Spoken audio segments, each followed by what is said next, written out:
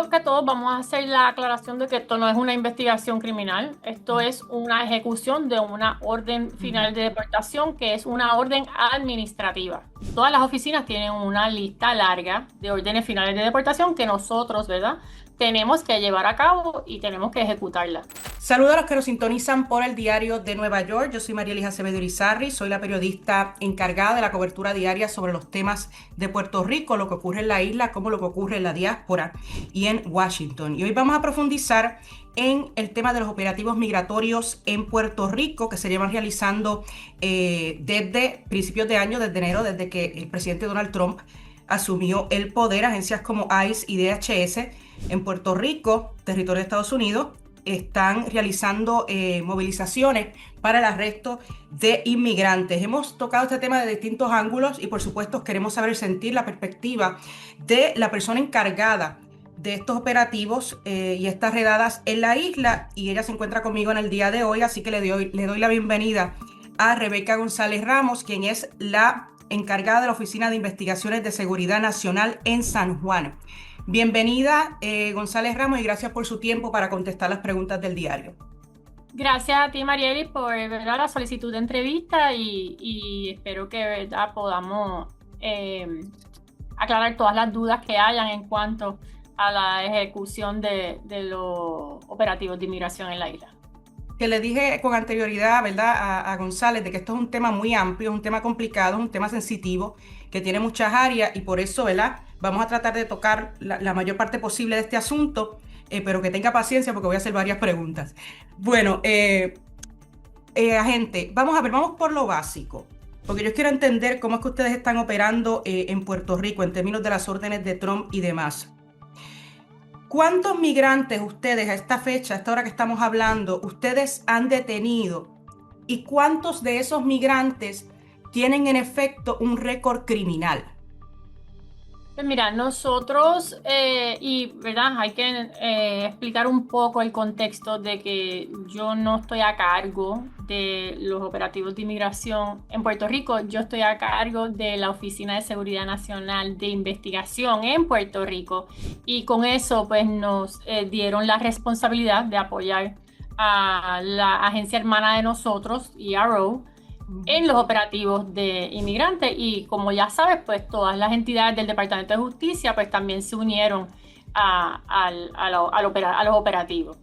En cuanto a nosotros, los números de hoy, y son números solamente de mi agencia, porque tenemos que entender que las otras entidades tienen sus propios números. Cuando hablamos de que se han detenido, los números de hoy, 986 personas procesadas administrativamente sin estatus migratorio en Puerto Rico, pues no podemos decir que ese es el número de Puerto Rico, porque Customs and Border Protection también procesa personas sin estatus migratorio, la patrulla fronteriza, así que esos números son de nosotros, de Homeland Security Investigations. Pero al día ustedes no discuten esos números, no se intercambian esa información para tener más precisión en términos de generales, ¿no? De cómo van los trabajos en la isla. Pues esos números, ¿verdad?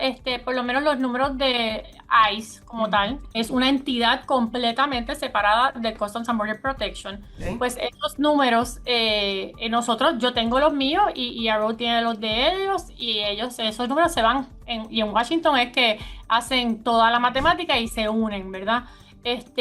Los números míos yo los mantengo para mi propio accountabilidad, ¿verdad? Y para situaciones como cuando la prensa solicita números específicamente a nosotros, pues tenerlos disponibles.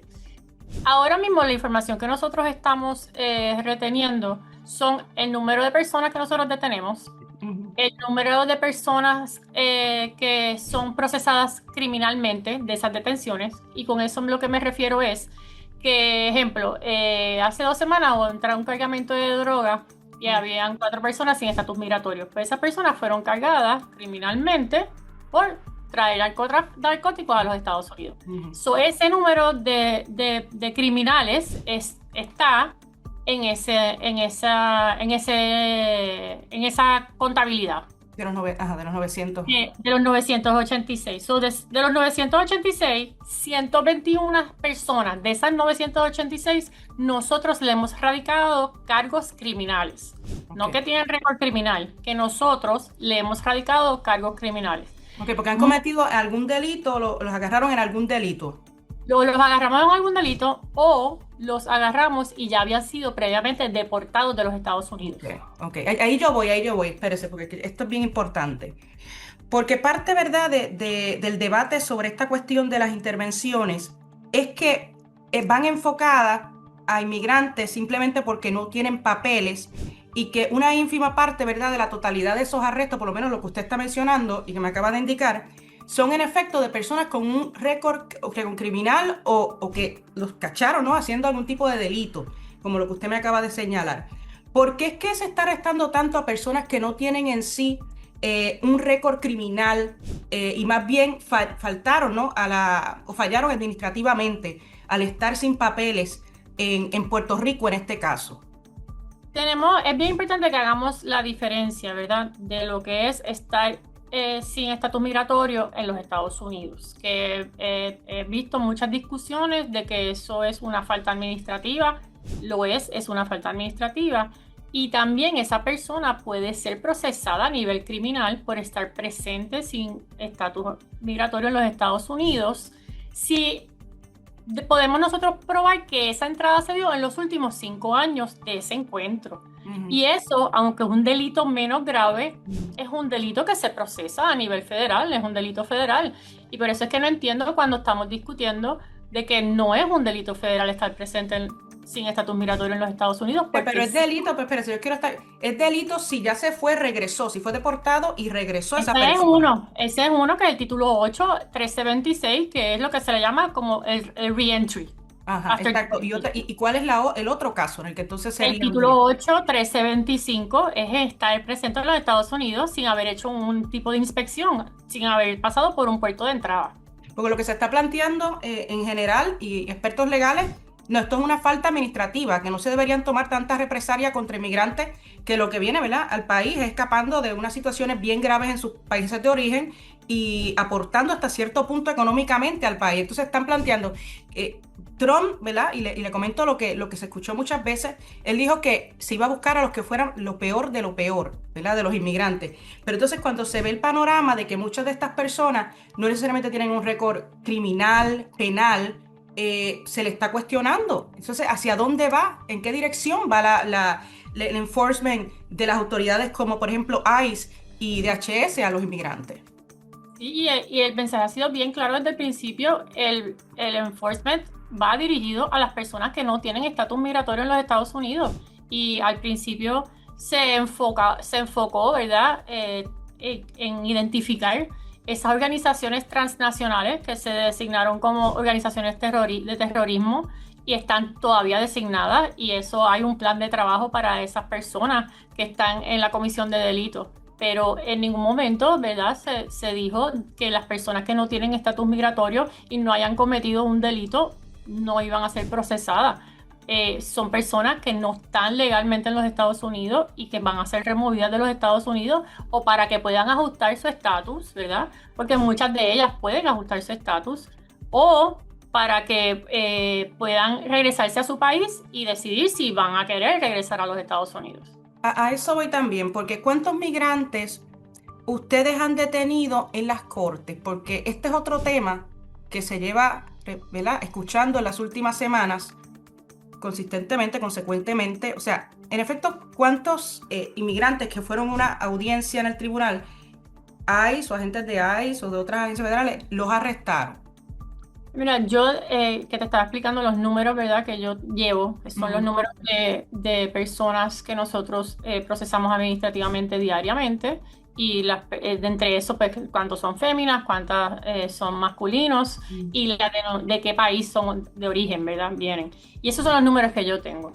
En mi parte, ¿verdad?, Homeland Security Investigations, hemos estado enfocados en trabajar casos o por diferentes inteligencias que nos llegan, o en apoyar a ERO a llevar a cabo órdenes finales de deportación. Ujú. en los tribunales del Estado, ¿verdad? Porque hay que hacer la diferencia en un tribunal de inmigración, que es la Corte de Inmigración, o un tribunal del Estado. En los tribunales del Estado, si están radicando cargos criminales a alguna persona sin estatus legal migratorio y esa persona o se le caen los cargos o no va a proceder el caso, nosotros hemos recibido inteligencia de diferentes fiscales de distrito, de las autoridades estatales, para que entonces recojamos a esas personas y las saquemos del país. Pero, pero Mucho en de los... corte de migración, porque es que parte del cuestionamiento es ese. En una corte de migración, una persona que va a tratar de regularizar su caso, que ya ha iniciado un proceso para regularizar su caso, o ¿verdad? Es un potencial solicitante de asilo y va a cumplir con la ley, ¿no? A presentarse. Y entonces el alegato es de organizaciones y demás que salen y como le desestimó el caso a la jueza, inmediatamente los arrestan. Mi pregunta es, ¿cuán corrido está ocurriendo esto? Este tipo de intervenciones por parte de los agentes. Pues mira, no tengo ese número porque no soy la que lidero ese tipo de Ujú, intervenciones. Esas intervenciones las lidera ERO. Si ellos me piden apoyo, yo los apoyo. ujú. No obstante, no es que una juez haga un dismissal de un caso de inmigración. Si esas personas están siendo removidas es porque entonces la juez determinó una orden final de deportación. Sé que en diferentes ocasiones cuando tienen una vista de 6 meses o más en base al calendario de la judicatura, ¿verdad? De la Corte de Inmigración, también esas personas se han puesto bajo detención. Pero el hecho de que hayan, ¿verdad? Oficiales en el espacio, ¿verdad? Se supone que la corte pues, es un lugar, ¿verdad? Para implementar la justicia, ¿verdad? Y que la gente se sienta hasta cierto punto segura, independientemente, ¿verdad? De cuál sea la posición en la que se encuentre, de que se va a hacer justicia por lo que está sucediendo, el caso que sea. Estas acciones no crean inseguridad, desconfianza en el sistema judicial, el hecho de que vayan agentes, se presenten allí, estén esperando al final del día, por la razón que sea, se lleven a estas personas. Pues mira, ¿verdad? No tengo los detalles de ese tipo de operación porque no los dirijo, Ujú. pero no obstante, si me piden apoyo, yo apoyo a IARO en esos operativos. Se entiende que cuando las personas ya conocen que no hay otra partida, ¿verdad? No existe otra opción para adjudicar un estatus migratorio, ya esas personas saben que van a ser detenidas para ser procesadas administrativamente. Lo que pasa y verdad lo que sucede es que tuvimos una administración los últimos 4 años en que las leyes de inmigración pues no se estaban esforzando en como lo dice la ley, ¿verdad? Y por ejemplo, me explico, aquí entraba una yola a Puerto Rico con 45 personas de diferentes países, porque aunque vengan de la República Dominicana, vienen haitianos, vienen dominicanos, vienen asiáticos, y esas personas todas se procesaron administrativamente, pero se soltaron con una fecha a un hearing, ¿verdad? A una vista. Pues cuando esas personas no llegaron a esa vista, pues ahí automáticamente un juez le expide una orden de deportación final. Esas personas no tienen forma de ajustar su estatus migratorio. Ujú. Y esas personas, pues todas las oficinas tienen una lista larga de órdenes finales de deportación que nosotros, ¿verdad? Tenemos que llevar a cabo y tenemos que ejecutarla. Pero a usted le consta que ese es el caso de la mayoría de las personas que han arrestado en las cortes, porque es que lo que plantean, ¿verdad? Las organizaciones y representantes legales es que, mira, no, son personas que han encaminado un proceso, por ejemplo, para ser asilados y etcétera. Entonces, ni siquiera la jueza, o por lo menos lo que se plantea, ¿verdad? Que no le da la oportunidad ni siquiera a los abogados de defender su caso y los están esperando afuera. O sea, eso es lo que se ha planteado por parte de abogados en la Corte de Inmigración. Yo se lo planteo, ¿verdad? Como lo han dicho. Sí, y no, ¿verdad? No me atrevo a abordar mucho en ese tema, pero sí le puedo decir que las personas que se han detenido en la Corte de Inmigración Ujú. aquí en Puerto Rico han sido personas que ya tienen una orden final de un juez. No, que van a ver ejemplos, y todos los casos son diferentes y todos los casos son específicos, pero un ejemplo es que tengan un asilo y que en esa vista se determinó que el asilo no es válido y Ok. se lo nega. Y al asilo ser negado, pues no tiene forma de tener un estatus migratorio. Ok, ¿cuáles son las nacionalidades de la mayoría de los arrestados? Por lo menos de esa cifra que usted menciona, de más de 900. ¿Cuáles son las nacionalidades y cuál es la mayoría de las personas? ¿A qué nacionalidad corresponde la mayoría de las personas detenidas? Mira, te voy a dar los primeros cinco. Tenemos de República Dominicana 727, de Haití 63, de Venezuela 33, de México 19 y de China 18. Ok, la mayoría son dominicanos. La gran Esto es mayoría un son debate, yo no dominicanos. tengo que decírselo, González, porque usted ya la sabe. O sea, esto es un debate sobre la nacionalidad bien importante y bien serio, ¿verdad? Que han traído distintas organizaciones también, activistas y demás, incluso los propios migrantes. Y uno de los planteamientos es que llegan se trasladan ustedes exclusivamente, ¿verdad? A vecindarios que se les conoce ya por la rica cultura que hay dominicana o porque tiene mucho negocio dominicano, mucha afluencia de miembros de ciertas comunidades, que en este caso la dominicana. ¿Cómo ustedes proceden, eh, ¿verdad? Para evitar que esto sea, que los agentes vayan bajo perfil racial a intervenir con personas, porque es parte del alegato. O sea, ¿por qué siempre vemos que muchas de las intervenciones son como, por ejemplo, en Barrio Obrero, que hay muchos dominicanos allí? Se sabe ya históricamente, o sea, eso, no, eso es ya histórico en Puerto Rico. Explíqueme un poco esa parte, porque a mí personalmente también me inquieta, pienso, pero ¿cómo es que proceden para yo poder entender esto? Pues, pienso que obviamente, igual que en la costa suroeste de Estados Unidos, las detenciones mayores son de mexicanos por su cercanía, ¿verdad? A la frontera de México. Las detenciones mayormente aquí van a ser de República Dominicana por nuestra cercanía a República Dominicana. Nosotros tenemos la mayor cantidad de inmigrantes en Puerto Rico son de nacionalidad de República Dominicana por nuestra cercanía. Mm, Esta mañana se arrestaron 4 personas de estatus migratorio dominicano en Atillo, mm, que no es Barrio Obrero, pero ¿qué es lo que pasa? Que la mayor órdenes de deportación finales que nosotros tenemos que ejecutar, pues son personas que viven en el área de Barrio Obrero, porque son de personas de nacionalidad dominicana, porque la mayor cantidad de individuos que entran a Puerto Rico sin estatus migratorio, que usualmente aquí es por Yola, son de mm. nacionalidad dominicana. Pero ¿cómo se determinó, por ejemplo, ese primer mega operativo en enero? ¿Cómo se determinó que se iba a hacer en Barrio Obrero? Porque en ese operativo, ¿verdad? Resultaron varias personas arrestadas. Tengo entendido que más de 40, usted me aclarará el número. ¿Cómo se determinó acudir a esa zona y entrevistar a esa cantidad de personas? Porque en ese operativo lo que se estaban ejecutando eran órdenes finales de deportación que tienen la dirección de donde residen esas personas.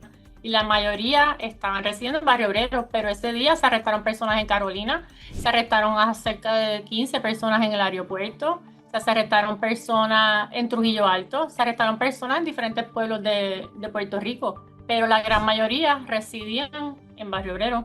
¿Ustedes llevaron, en todos los casos, ustedes procedieron con órdenes judiciales, o sea, de un juez, o cómo procedieron ustedes en ese caso?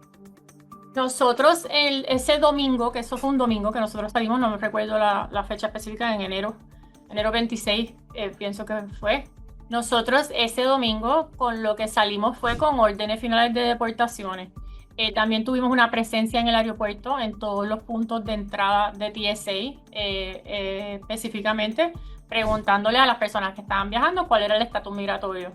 En adición a eso, a las órdenes de finales de deportación, ejemplo, yo estoy interviniendo con una persona, buscando a una persona, vamos a poner ejemplo, Carlos Salgado, que tiene una orden final de deportación, y le pregunto, Carlos Salgado, ¿sabes dónde vive? No, no sé dónde vive. ¿Cuál es? ¿Y usted? ¿Cuál es su estatus migratorio? Y él me dice, no, yo estoy ilegal. Pues entonces nos lo tenemos que llevar. Es bien, en cierto sentido, ¿verdad? Es alarmante el que nosotros mismos como puertorriqueños podamos decir que se puede hacer un perfil racial con un dominicano, porque nosotros como puertorriqueños somos sumamente parecidos a nuestros hermanos dominicanos y realmente o sea, por ver a una persona tú no puedes determinar si es dominicana o si es puertorriqueña. Es hasta insultante en el sentido de que es ilegal hacer arrestos basados en perfil racial Y es hasta insultante en el sentido de que establezcan que nosotros dirigimos nuestras operaciones basadas y tarjeteadas a la comunidad dominicana. Pero si las autoridades están siguiendo el debido proceso de ley, ¿verdad? ¿Por qué hay denuncias de que se han arrestado personas con estatus regularizado en el medio? Han tenido que soltarlas, porque eso también se ha visto, eso ha sido reseñado. Claro. ¿Por qué Pues, pasa esto si se supone que se sigue el debido proceso de ley? claro, pues eso sucede porque, ejemplo, te voy a dar un ejemplo de ese domingo. Estábamos en una calle que estaba bastante congestionada de oficiales y de civiles, ¿verdad? Y nosotros estamos interviniendo con diferentes personas y en esas personas, si en ese momento no tenían con ellas su identificación, y esto, ¿verdad? Lo he dicho desde el principio, si eres residente de los Estados Unidos, por ley, y lo dice en tu tarjeta de residencia, tienes que tener esa tarjeta de residencia todo el tiempo contigo. Si esa persona no tenía su tarjeta de residencia, esa persona iba a ser detenida hasta que nosotros pudiéramos probar que tuviera un estatus migratorio en los Estados Unidos.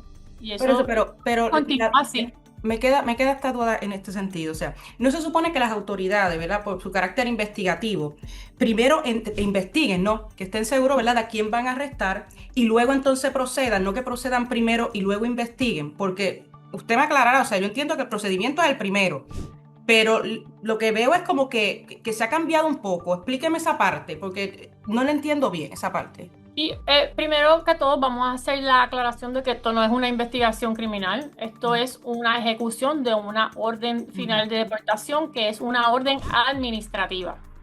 Y dentro de la ejecución de las órdenes finales de deportación sí se hace trabajo investigativo referido a vigilancia, ¿verdad? Que se tratan de establecer si la persona reside en esa casa o no reside en esa casa y se ubica a la persona antes de, ¿verdad? De uno ir con esa orden a buscarla en esa casa en específico. En ese día en específico, no obstante, se intervinieron con muchas personas. No solamente se intervinieron con personas de las cuales teníamos órdenes finales de deportación. Como le dije, cuando nosotros llegamos a la dirección y hay 4 personas adicionales en esa casa, pues todas esas personas se les pregunta por su estatus migratorio, que está completamente en ley. Nosotros, y hay que ser bien claro con esto, porque nosotros no necesitamos una orden para poner a una persona bajo arresto por estatus migratorio. O sea, nosotros podemos poner a una persona bajo detención por estatus migratorio ilegal y removerla del país. No se necesita una orden de un juez para hacer eso. Y pienso que se le hace mucho daño a la comunidad migratoria, especialmente a los que no tienen estatus migratorio, cuando le decimos que necesitamos una orden para arrestarlo, porque eso es falso. Ahora sí se necesita una orden si queremos entrar a una residencia. Si queremos entrar, ¿verdad? Hace unas semanas teníamos una orden de allanamiento criminal para 7 restaurantes aquí en Puerto Rico por estar empleando personas sin estatus migratorio. Tenemos que entender que hay faltas administrativas y hay faltas criminales. Y las faltas criminales de inmigración son muchísimas. Y tenemos que entender cuáles son para poder llevar el mensaje adecuado. Por ejemplo, la cuarta enmienda, mencionando ahora lo de los derechos constitucionales, establece que no se realizarán pues registros, incautaciones irrazonables, ¿verdad? Y también menciona la cuestión de la causa probable y demás. O sea, cuando, por ejemplo, los agentes intervienen con una persona que no era el foco principal de esa intervención, ¿dónde está ahí la causa probable? O sea, porque tiene que haber hasta cierto punto información confiable de que se ha cometido algún tipo de delito para poder proceder. O sea, explícame ahí. Ese. La causa probable es una terminología que se utiliza para poner a una persona bajo arresto a nivel criminal. Para eso necesitas causa probable. Para determinar, como se dice, es que es alienage, que es estatus migratorio de una persona, no necesitas nada. Simplemente preguntas cuál es tu estatus migratorio y la persona te va a decir: vine ilegal. Casi todos ellos lo que dicen, te dicen la verdad. Mira, entré ilegal 3 años. Pero la persona puede tampoco, no tiene que contestar tampoco, porque es su derecho tampoco si no quiere contestar. Claro, no tiene que contestar, pero si no contesta, pues la persona va a ser detenida y va a ser transportada a nuestras oficinas para nosotros poder determinar cuál es su estatus migratorio. ¿Cuántos, o sea, cómo ustedes proceden para llegar a los lugares? O sea, ¿ustedes reciben información de quién? ¿Ustedes ya saben de alguna área en que pueda haber personas y van hacia allá? O sea, que no tengan documentos. ¿Cuál es el procedimiento? En adición a las órdenes finales de deportación, nosotros tenemos un centro de comunicación que llegan referidos todas las semanas de diferentes personas diciendo, mira, en esta residencia hay 5 personas sin estatus migratorio en Puerto Rico. Recibimos también inteligencia que nosotros desarrollamos, ¿verdad? Y corroboramos antes de salir a trabajarla. Personas que han sido empleadas en restaurantes que tienen ciudadanía y han reportado que en ese restaurante están empleando personas sin estatus migratorio. O sea, son múltiples la forma que nosotros generamos nuestros operativos y desarrollamos la inteligencia de diferentes sitios. González, la administración Trump ha hecho algún análisis del impacto, ¿verdad?, económico que podría tener la isla estos operativos, por ejemplo, en lugares de construcción, porque la realidad es que la isla está retrasada con esto de reconstrucción, hay falta de trabajadores y vemos también que muchos de los operativos que ustedes realizan se han dado, ¿verdad?, en espacios de construcción. O sea, en algún sentido se ha examinado esa parte, se ha analizado cuál podría ser el impacto a largo plazo en Puerto Rico de este tipo de intervenciones en esa área. Bueno, por lo menos de mi parte, ¿verdad? Nosotros no llevamos a cabo ese tipo de análisis. Sé que he visto varias discusiones en cuanto a ampliar las visas, ¿verdad? De trabajo a diferentes campos laborales y eso incluye pues la construcción en Puerto Rico, el recogido de café, las diferentes necesidades que tiene Puerto Rico como tal. Pero nosotros no hacemos ese tipo de análisis. ¿Cómo está procediendo la agencia, ¿verdad?, en términos de los fondos federales para ciudades santuario en Puerto Rico? ¿Ustedes están removiendo esos fondos? ¿Cuál es el procedimiento que ustedes siguen en estos momentos cuando un municipio, como por ejemplo Aguadilla, Hormigueros, dice, mira, soy una ciudad santuario, no voy a colaborar con las autoridades federales migratorias? Pues no, ¿verdad? De mi parte, igualmente, nosotros no bregamos con ningún tipo de asignación de fondos federales. Sé que la patrulla fronteriza sí designa fondos federales que son manejados por el Estado a diferentes municipios, pero nosotros como ICE no tenemos esa asignación de fondos. No sé si a nivel, ¿verdad?, de Washington, ellos están de diferentes formas retirando fondos federales de los diferentes gobiernos del estado, que son los que se han declarado como ciudades santuarias. Pero aquí en Puerto Rico a mí eso no me afecta, el que el municipio de Aguadilla se haya declarado ciudad santuaria, eso no hace ningún tipo de diferencia en mi trabajo. Si yo tengo que llevar a cabo una orden y remover a una persona sin estatus migratorio en Aguadilla, yo voy a Aguadilla y lo remuevo. Si el alcalde designa que va a ser una ciudad santuario, eso realmente no me afecta a mí como organización. Pero le pregunto porque precisamente el alcalde de Aguadilla alegó que le enviaron una carta indicando que ciertos fondos para patrullaje que eran a raidura ley y que las otorgaba el DHS, se lo iban a retirar. O sea, entonces yo quiero saber si eso en algún sentido tiene un impacto en las labores de trabajo que ustedes realizan. Pues no, para mí el municipio de Aguadilla no tengo ningún tipo de acuerdo de trabajo con el municipio de Aguadilla, pero la patrulla fronteriza sí, y es lo que, ¿verdad?, lo que conozco que vi que el Departamento de Seguridad Pública, que es el Departamento de Seguridad Pública de Puerto Rico, le había retirado esos fondos al municipio de Aguadilla, pero esos fondos están bajo la patrulla fronteriza y no tienen nada que ver con nosotros. ¿A dónde se traslada la mayoría de los detenidos en Puerto Rico? ¿Y cuánto tiempo permanecen detenidos hasta que se pueda ver su caso? Y pues, si se deporta, no se deporta. O sea, ¿cuánto tiempo puede tomar eso y a qué lugares en Estados Unidos, o si más allá de Estados Unidos, se han trasladado a detenidos en Puerto Rico inicialmente? Nosotros tenemos una campaña que estoy segura que la has visto bastante fuerte con la autodeportación y, ¿verdad? Eso es para personas que cualifican la autodeportación. So, cuando una persona va a ser detenida aquí sin estatus migratorio, vamos a preguntarle si se quieren regresar a su país voluntariamente.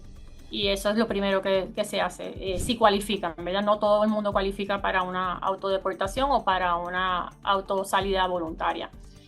Si ellos determinan que sí, que se quieren ir voluntariamente, pues se ponen en proceso de remoción inmediatamente y se evita, ¿verdad?, la detención o se detiene temporalmente hasta que se le consiga una partida a su país. Las personas que quieren ver al juez de inmigración, esas personas son detenidas. En Puerto Rico no hay centros de detenciones. En Puerto Rico solamente hay centros temporeros de detención, ¿verdad? No hay centro de detención como tal. Los centros de detención de Puerto Rico están para 72 horas. En ocasiones hay que escribir para pedir autorización para extender esas 72 horas, pero como primordialmente funciona aquí en Puerto Rico hay dos, y en el área de Aguadilla y en uno en el área de Guaynabo.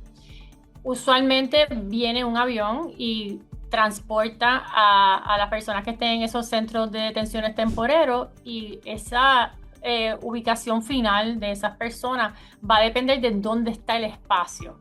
Los centros de detenciones en todos los Estados Unidos están bastante llenos, como todos sabemos ya, y eso va a depender finalmente de dónde está el espacio. Hay personas que han ido, muchos de ellos a Chrome en Miami, hay otras personas que han ido a centros de detenciones en Luisiana, hay personas que han estado en el nuevo centro de detención en el Alligator Alcatraz. ¿Cuántos hay en Alligator Alcatraz que usted sepa? Pues yo no sé porque esos números y y la agencia que está a cargo de la transportación de los detenidos es ERO. Ellos son los que dicen en dónde va a ir el detenido y cuándo va a irse y cuándo va a llegar y cuándo va a ser transportado. En términos del centro, acláreme esto, el centro de detención que había en Aguadilla, ¿ustedes van a habilitar eso, lo habilitar? O sea, ¿cuál es el estatus de ese centro? Porque una de las preocupaciones mayores es no que estas personas ni siquiera pueden ver a su familia, porque imagínate, no es un territorio contiguo. Entonces tienen que están fuera del país, están fuera de Puerto Rico y no tienen manera de comunicarse. O sea, ¿qué ustedes van a hacer en esa dirección, si algo? Pues eso, de igual forma, está bajo la dirección de ERO, pero sé que han habido conversaciones de abrir ese centro de detención nuevamente, pero no sé si es con la intención de abrir un centro de detención permanente, ¿verdad? Como era antes, o extender el centro a un centro de detención temporero. Y es porque, ¿verdad? Para abrir un centro de detención permanente, todos sabemos que eso hay unas regulaciones bien específicas que están reguladas por ley y necesitas un personal las 24 horas del día, necesitas personal médico, o sea, hay diferencia entre un centro de detención temporal y un centro de detención permanente. En estos momentos sé que ha habido conversaciones de reabrir el centro, pero desconozco si es para uno permanente o extenderlo a la disponibilidad que tenemos de los temporeros.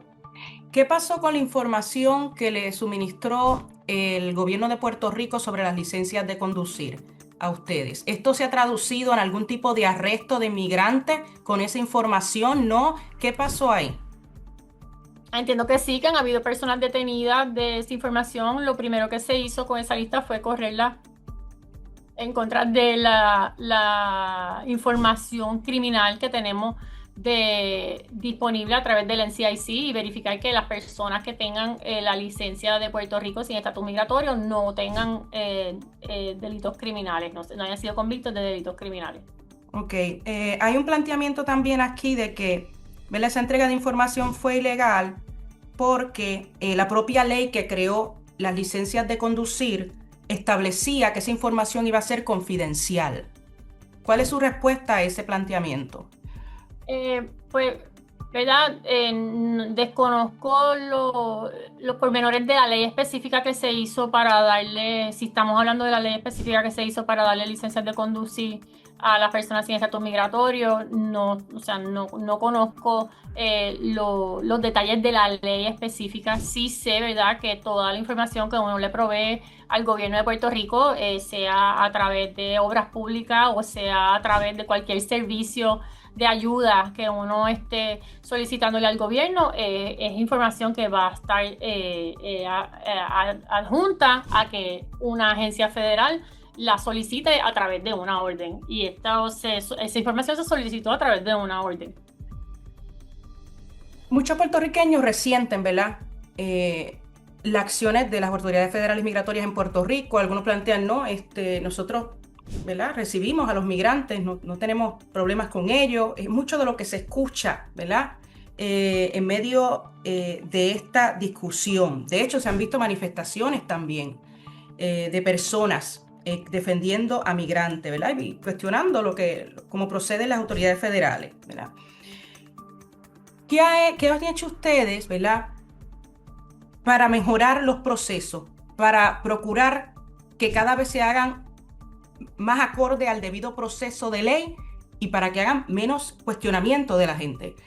Porque yo no entiendo absolutamente todo lo que usted me dice, pero la realidad es que a veces uno le pregunta, habla con puertorriqueños y muchos cuestionan, ¿verdad?, cómo se está procediendo en la isla. Yo le pregunto cómo usted, ¿verdad?, pues, a través de su posición, está haciendo para garantizar que se respeten los derechos de los migrantes y el debido proceso de ley. Pues mira, muchos cuestionan, ¿verdad? Pero muchos también apoyan nuestra misión y obviamente eso se puede ver con el número de llamadas que nos llega a nosotros diariamente a nuestro centro de comunicaciones. Yo he hecho diferentes ¿verdad? Foros para poder facilitar la información. Pienso que desde el principio he sido una de las jefes de agencia a nivel nación que me he dirigido a los medios para que en Puerto Rico se supiera cómo era que íbamos a estar procediendo y desde el principio, ¿verdad?, he dicho que si no hay estatus migratorio legal, la persona va a ser removida. Ese ha sido el mensaje desde el principio. Yo tuve una reunión que estuvimos casi 3 horas con todos los cónsules para contestar todas sus preguntas, para proveerles a ellos la información que ellos necesitan para la comunidad migratoria. En cuanto a eso, pues habían diferentes preguntas de personas que habían sido detenidas. Hay algunos consulados que quieren una notificación y que tienen por ley una notificación mandatoria, que nos aseguremos que le damos, ¿verdad?, la oportunidad a la persona que está siendo detenida de comunicarse con su cónsul. Muchas de las personas no quieren que su cónsul sea notificado, sea la razón por la que sea, y si ese cónsul en ese momento no está bajo la lista de notificación mandatoria, pues no le podemos notificar. Pero sí se han hecho diferentes cosas, ¿verdad?, para uno poder facilitar la información. Yo pienso que yo, ¿verdad?, como puertorriqueña, hemos llevado a cabo el trabajo con dignidad, con respeto, con integridad, y siempre hago el llamado a todos los abogados que tengan información de que se han violado derechos civiles y que alguno de mis agentes haya cometido una violación de derechos civiles, que lo reporten, ¿verdad? Y eso no lo investigamos nosotros. Rebeca González Ramos, muchas gracias por su tiempo y por contestar todas mis preguntas. Que tenga muy buen día. Gracias, buen día.